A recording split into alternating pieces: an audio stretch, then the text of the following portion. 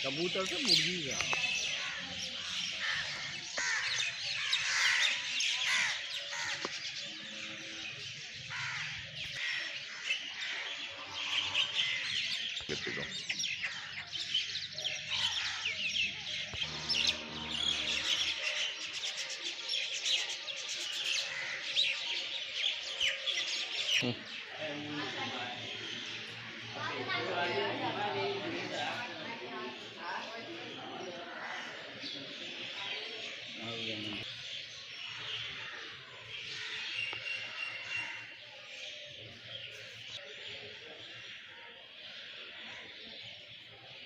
मंदिर है ये।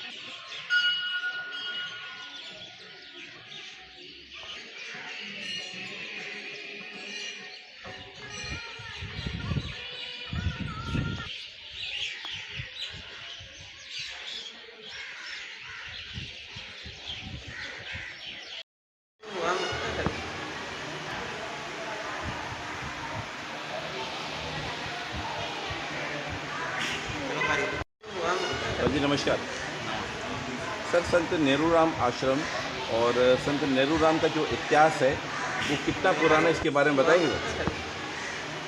साईं नैनूराम का इतिहास केवल 100 साल पहले से शुरू होता है और संत नैनूराम का जो जन्म है वो 1998 में हुआ था, 1898 में हुआ था और 1973 तक रहे। और संत नैनूराम जो है बचपन में ही जो है जिसके माँ बाप की डेथ हो गई थी और उसके बाद जो है वो 15 साल की उम्र में योगी बन गए और उन्होंने योगियों के साथ जाकर साधनाएं की और तीर्थ यात्राएं की।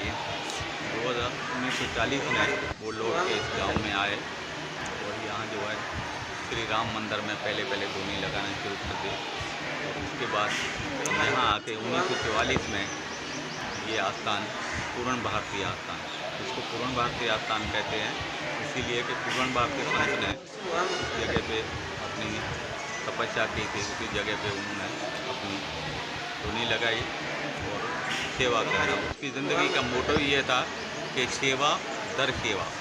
मकसद ये है कि गरीबों की, जानवरों की, परिंदों की और हर आने जाने वालों के लिए हर चीज़ का अरेंजमेंट करके रखना। पानी की बड़ी किल्लत होती थी तो वो अगर 5000 भी चाहें आ जाएँ तो यहाँ आश्रम के अंदर पानी मिलता था, वो पानी का अरेंजमेंट करके। बच्चे स्कूल के आते थे तो बच्चों के लिए ठंडे मटके पानी के भरे रखे होते थे, वो रिसेस में आके पीते थे।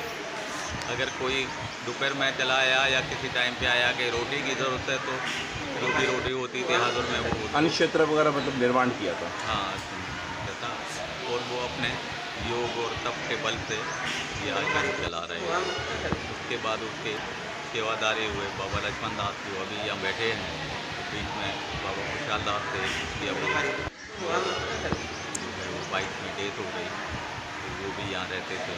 और भी लोग जो हैं सेवा करते हैं, ताराचंद है वो भी लंगर चला रहा है, वो भी यहाँ सेवा करते हैं। लंगर तो अजगह भी चलता रहता है, अजगह भी तरीके से यहाँ चीज़ें आती रहती हैं, बढ़ती रहती हैं। जितना भी फ्रूट देखो ये वो हर चीज़ जो है अवेलेबल होती है। अब यह संत नैनूराम के दौर में भी यही होता था कि भाई ये चीज़ चाहिए आपको मिल जाए और आज भी मिल जाए, इसीलिए प्रेमी आते रहते हैं, आगे बढ़ते रहते हैं। थैंक यू धन्यवाद सर। संत नेरूराम आश्रम के अंदर ही हिंगलाज माता का एक बहुत ही भव्य और सुंदर जो है मंदिर वगैरह बनाया गया है, जो कि इस वक्त हमने लोगों को अपनी स्क्रीन पर भी दिखा चुके हैं। तो हिंगलाज माता का मंदिर का क्या इस वक्त इतिहास है यहाँ पर? नहीं, ये 5 साल पहले जो है वो जो भी यहाँ बाबा लक्ष्मण दास ने पहले नवरात्र में यहाँ से एक जलूस की सूरत में हिंगलाज माता पे जाना शुरू किया और वहाँ जो है वो भंडारा भी चलाना शुरू किया। और फिर उसके बाद ये हुआ कि हिंगलाज माता पे भी नवरात्रों के अंदर जो आने का सिलसिला था वो शुरू हो गया था और उसी की कृपा है कि उन्होंने किसी के मन में डाला कि ये यहाँ जो है हिंगलाज माता का एक बहुत बड़ा मंदिर बन जाए। और ये मंदिर 5 साल पहले बनना शुरू हुआ और आज ये मंदिर बन के तैयार हो गया है। इसमें मुख्तलिफ़ प्रेमियों की कंट्रीब्यूशन है और सारे शहर वालों की भी कंट्रीब्यूशन है, संतों की, भगवान की, परमात्मा की दया है और संतों की आशीर्वाद है। तो ये मंदिर बन के आज शुरू भी हो गया। इसमें डेली आरती होती है सुबह और शाम पे।